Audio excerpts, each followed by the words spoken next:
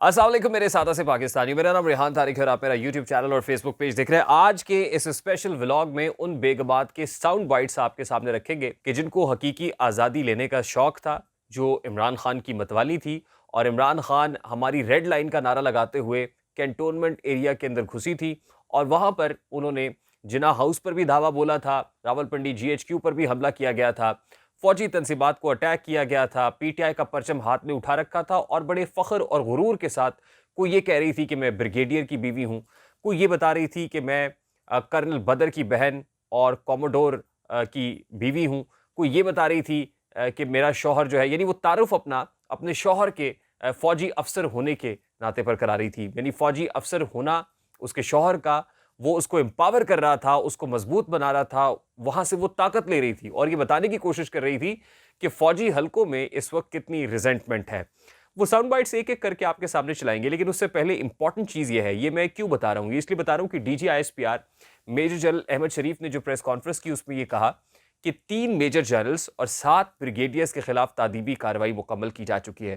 وہ 3 major generals اور 7 brigadiers جو سانحہ 9 مئی کے اندر ڈائریکٹلی اور انڈائریکٹلی ملوث تھے، ان کے اگینسٹ یہ ایکشن ہوا ہے۔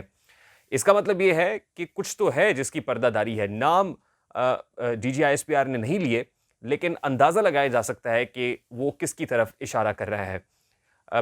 اس سے پیشتر کہ میں پہلا ساؤنڈ بائٹ آپ کے سامنے چلاؤں، مجھے وہ واقعہ یاد آ رہا ہے کہ جو ہزارہ موٹر وے پر ہوا تھا، اور ہزارہ موٹر وے پر ایک خاتون اپنے بیٹے کے ساتھ گاڑی میں جا رہی تھی، آگے سے جو موٹر وے پولیس ہے اس نے راستہ بند کیا ہوا تھا اور بیریئرز لگے ہوئے تھے۔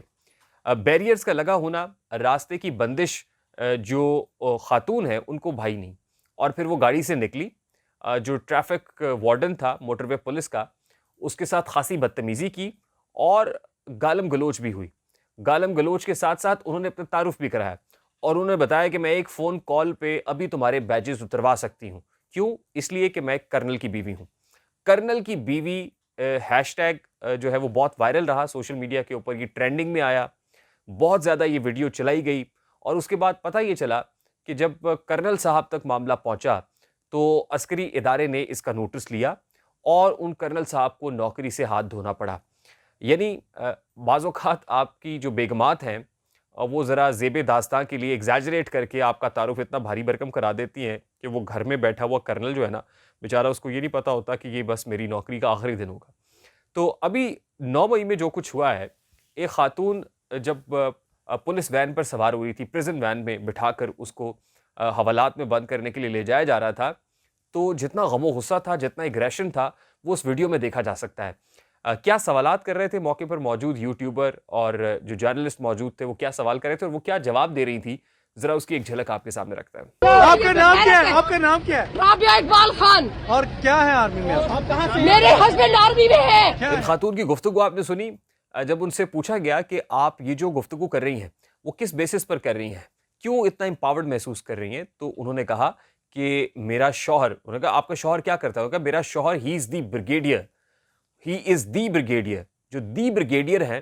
اب دی بریگیڈیئر کے بارے میں یہ خبر آ رہی ہے کہ ان کے اگینسٹ تعدیبی کارروائی مکمل ہو گئی ہے، یعنی جو کورٹ مارشل ہونا تھا اس کورٹ مارشل کی چکی میں سے دی بریگیڈیئر صاحب کو گزرنا پڑا ہے، اور دی بریگیڈیئر صاحب کی جو اہلیہ ہے وہ حوالہ پولیس ہے، آلریڈی وہ حوالات میں ہے۔ تو اس کا مطلب یہ ہے کہ وہ جو دی بریگیڈیئر تھے، اب وہ دی کا لفظ بھی ہٹ گیا ہے، اور جو بریگیڈیئر کے بیچز ہیں وہ بھی ہٹنے کے قوی امکانات موجود ہیں۔ اس کے علاوہ ایک اور خاتون کو ہم نے یہ کہتے ہوئے سنا کہ وہ کرنل بدر کی بہن ہیں اور کوموڈور صاحب ہیں ان کے جو ہسبینڈ ہیں، یعنی پاکستان ایئر فورس سے ان کا تعلق ہے۔ وہ خاتون کیا کہہ رہی تھی، ذرا اس کی ایک جھلک بھی آپ کے سامنے رکھتے ہیں۔ اور مطلب کرنل بدر کی میں بہن ہوں، کموڈور اعظم ممتاز کی میں بیوی ہوں۔ یہ گفتگو بھی آپ نے سنی۔ اس کے بعد متعدد خواتین ایسی تھی جو کنٹونمنٹ ایریا کے اندر تھی، خاص طور پہ کچھ خواتین گرجا چوک کے قریب گفتگو کرتے ہوئے اور جو جناح ہاؤس جلتے ہوئے کے مناظر کو عکس بند کرتی ہوئی پائی گئیں، اور وہ بڑے فخر کے ساتھ فخریہ انداز میں اپنی ویڈیوز بنا رہی تھی، اور جناح ہاؤس جب جل رہا تھا تو مسکرا رہی تھی، تالیاں بجا رہی تھیں، خوشی کا اظہار کر رہی تھیں۔ ان کے بارے میں یہ کہا گیا کہ یہ جو پٹیشنر ابھی کورٹ میں گئے ہیں، ملٹری کورٹس میں سیویلینز کے ٹرائل کے خلاف، جواد خواجہ جو سابق چیف جسٹس ہیں، یہ ان کی بھانجیاں ہیں۔ اس ویڈیو میں کیا دیکھا گیا ذرا وہ ویڈیو بھی ملاحظہ کیجئے. یہ انہوں نے گرجا چوک پہ ہم کھڑے ہیں اور انہوں نے کور کمانڈر ہاؤس کو یہی سنا کہ آگ لگا دی ہے. اچھا, جب یہ ویڈیو خاصی وائرل ہو گئی اور پھر ان خواتین کے بارے میں یہ بتایا گیا کہ یہ جسٹس جواد اس خواجہ کی بھانجیاں ہیں, تو پھر جسٹس جواد اس خواجہ کا ایک جو تردیدی بیان ہے وہ بھی سامنے آ گیا, اور اس تردیدی بیان کے اندر انہوں نے یہ واضح کر دیا کہ ان خواتین کا ان کے ساتھ کوئی تعلق نہیں ہے, یا ان کی بھانجیاں نہیں ہیں, ان کے رشتہ دار نہیں ہیں, بلکہ یہ ایک الزام یا پروپیگنڈا کیا جا رہا ہے. اس کے علاوہ بھی متعدد ایسی ویڈیوز تھیں. ایک ویڈیو اس ہائی پروفائل خاتون کی ہے جو اس وقت پولیس کے کسٹڈی میں ہے, اور ختیجہ شاہ ہیں جو معروف ڈیزائنر ہیں, جو آصف نواز جنجوعہ کی نواسی ہیں, سابق chief of the army staff کی, اور خاص طور پہ اس کا حوالہ D G I S P R نے اپنے اس پریسر کے اندر دیا بھی. تو ختیجہ شاہ صاحبہ 9 مئی کے اندر کیا کر رہی تھی, اس واقعے کے ساتھ ڈائریکٹلی کیسے انوالومنٹ ہے, ذرا ان کے سٹیٹمنٹس بھی آپ کے سامنے رکھتے ہیں.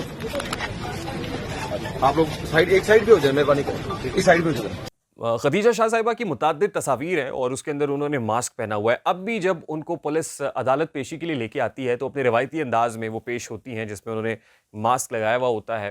اور کھوسا صاحب ہیں جو ان کے لائر بھی ہیں, ان کے ایکویٹل کے لیے بھی بہت ساری کوششیں ہو رہی ہیں, اور ہم نے آپ کو ایک ویڈیو کے اندر بتایا بھی تھا کہ وزیر اعظم شہباز شریف کے ساتھ ان کے سسر کا کیا تعلق ہے, جہانگیر ترین کی بیٹی اور یہ کتنی پکی دوست ہیں, سہیلیاں ہیں. شجاعت حسین صاحب, چودھری شجاعت حسین کس طرح ان کے نکاح کے اندر گواہ کے طور پر موجود تھے. یعنی یہ بڑے کنیکٹڈ لوگ ہیں, اور انر سرکلز کے اندر اگر یہ کہا جائے کہ اشرافیہ کے ساتھ ان کا خاصا کنیکٹڈ ہے, یا فیملیز آپس میں ایک دوسرے سے خاصی کنیکٹڈ ہے, تو یہ کہنا غلط نہیں ہوگا.